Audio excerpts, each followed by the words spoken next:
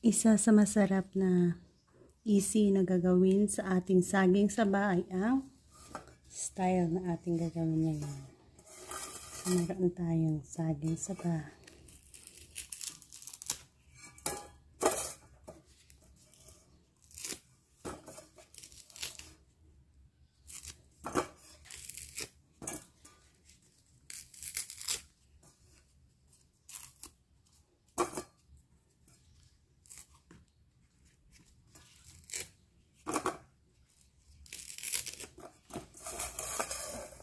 So, ang ating gagawin dyan ay pakuluan lang.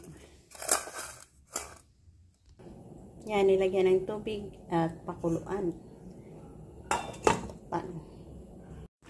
So, yan ang ating nilagang saging. Pwede na natin i-off yan.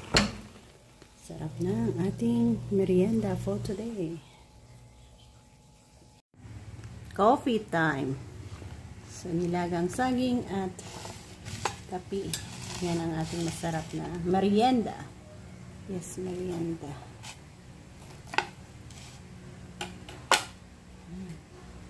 Sarap nito, guys.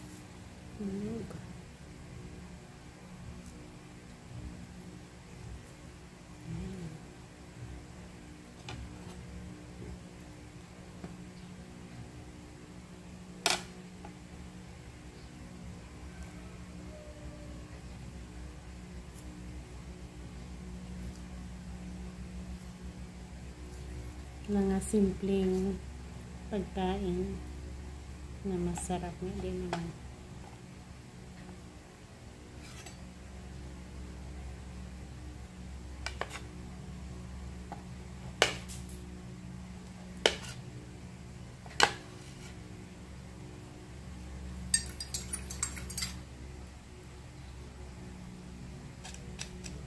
Yan ako ng subo para sa inyo. Thank you again for joining me sa aking pagkain ng saging saba na ito.